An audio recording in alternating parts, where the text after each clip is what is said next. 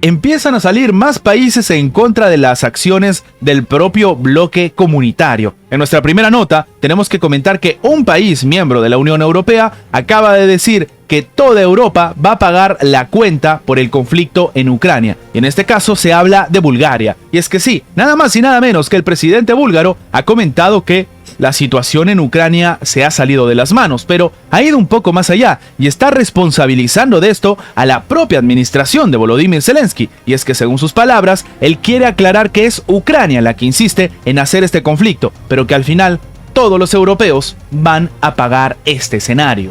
En otra nota igual de relevante, tenemos que comentar que ha empezado a salir diferentes oposiciones en los países de Occidente a criticar las sanciones a Rusia y a criticar las medidas que se están tomando precisamente por el tema en Ucrania. En este caso, la oposición de Austria está demandando el voto del pueblo para que se haga un referéndum y ellos mismos elijan los asuntos de seguridad, la forma en la que van a trabajar con Rusia y algo bastante curioso, la neutralidad de Austria.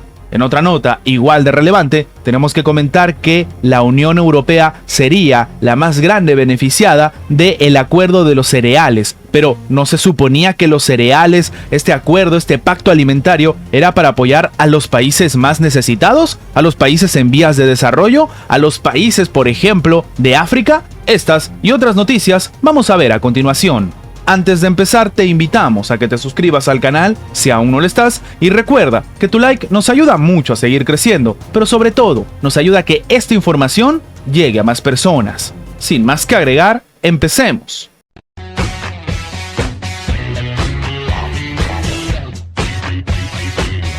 En anteriores videos hemos comentado que existen países disonantes, países que no están muy a favor con el tema de las ayudas a Ucrania, países que son miembros de Occidente, de la Unión Europea y de la propia Alianza Atlántica. Pero en este caso tenemos que hablar de una suerte de advertencia que acaba de lanzar precisamente uno de estos países, y es que Bulgaria ha advertido que toda Europa va a pagar la cuenta con respecto a la consecuencia que podría generar el conflicto en Ucrania. En este caso, Ucrania insiste en mantener un conflicto que día a día es nutrido por armas que, a su vez, provocan pérdidas de vidas y otras afectaciones a nivel global. Estas han sido las palabras del propio presidente de Bulgaria, Rumen Radev. Él mismo ha dicho que cree que Ucrania tiene un lugar en la Unión Europea, pero su llamamiento es el siguiente. Ahora mismo se oye la palabra victoria, victoria. Sí, claro, esta es una palabra importante para cualquier país, pero también quieren oír la palabra paz. En ese sentido, el mandatario también ha considerado que no hay que pensar solo en Ucrania, pues lo que sucede en Kiev afecta a todo el continente europeo. Y ahora nos tenemos que ir hasta Austria, donde precisamente la oposición de este país ha empezado a demandar el voto del pueblo en los asuntos de seguridad y de Rusia. Básicamente, el pueblo austríaco debe tener voz en asuntos como las sanciones contra Rusia y la neutralidad del país. Esto es lo que ha declarado el líder del Partido de Libertad de Austria. Y sí, en este caso, él mismo ha dicho que el pueblo debe opinar sobre los asuntos cruciales como la neutralidad, las sanciones contra Rusia y otros temas importantes de la política de seguridad. El pueblo decide, eso sería la democracia. Es lo que ha comentado en este caso Herbert Kirk, que como hemos comentado, es el líder del Partido de la Libertad de Austria, que es el opositor en este momento. Vemos entonces que dentro de diferentes países europeos empiezan a salir diferentes líderes, no necesariamente de oposición, pero algunas fuerzas políticas están yendo en contra de la postura actual de varios de los países de Occidente. En otra nota igual de relevante tenemos que hablar de Turquía, y es que curiosamente, a pesar de las acciones estratégicas, por así decirlo, de Recep Tayyip Erdogan, que ha empezado a trabajar un poco más de cerca con Ucrania, ha dicho que incluso apoyaba el ingreso de Ucrania dentro de la Alianza Atlántica, pues resulta que los números no le estarían saliendo muy bien. Y es que los precios de los combustibles en Turquía suben más del 20% en solamente un día. Sí, en este caso las gasolineras turcas han aumentado el precio de la gasolina y también del diésel más de un 20%. Y en este caso, la inflación anual del país ha ascendido nada más en julio al 38,21%. En este contexto tan preocupante, la propia administración de Recep Tayyip Erdogan empieza tal vez a cuestionarse con respecto a si sus estrategias a la hora de hablar de la relación con Turquía y la relación con Ucrania no le va a terminar pasando facturas, porque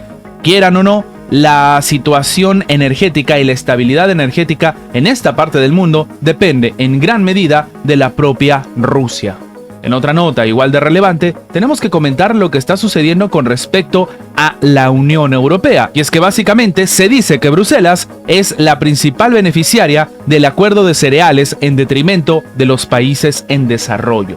Y es que sí, en este caso, los principales destinatarios de los productos agrícolas ucranianos en virtud del acuerdo del grano fueron los países de la Unión Europea. Entre tanto, ni un solo buque con fertilizantes rusos ha participado en la iniciativa durante el periodo de vigencia de todo este pacto. Y esto, cuidado, no lo señalan los medios rusos, se señala desde la Organización de las Naciones Unidas. En este sentido, se dice que en total en la Unión Europea se ha recibido unos 12,4 millones de toneladas, o en este caso, el 38% de los productos en el marco del pacto alimentario. Esto lo indica un análisis basado en los datos de la propia Organización de las Naciones Unidas. China encabeza la lista de los países que recibieron la mayor parte de los productos agrícolas, con 7,96 millones de toneladas, casi una cuarta parte de todos los suministros. El segundo lugar es para España, después se encuentra Turquía. Pero, entonces, ¿de qué estamos hablando? ¿No se suponía que el pacto era para ayudar a los países más necesitados? Ahora nos vamos hasta China, donde se habla del posible respaldo de Argentina en el tema de la búsqueda de tener un Fondo Monetario Internacional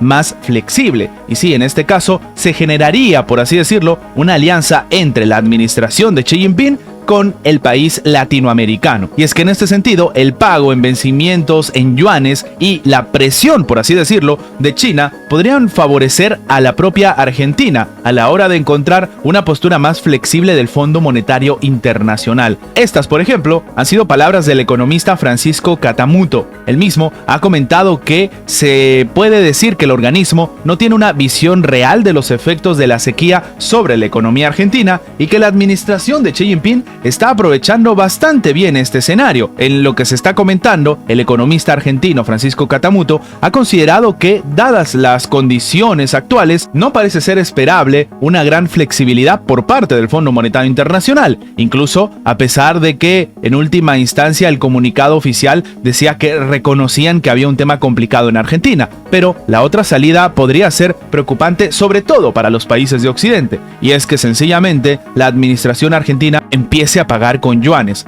Estas son las noticias más relevantes de la geopolítica actual del día de hoy. Gracias a los que han llegado hasta esta parte del video. Recuerda que tu like nos ayuda a que esta información llegue a más personas. Y sin más que agregar, nos vemos en la próxima. Antes de terminar con el video, queremos agradecer a toda la gente que se ha hecho miembro del canal, que nos ayudan a mantener vigente este proyecto, a seguir adelante y, como siempre digo, vamos por más.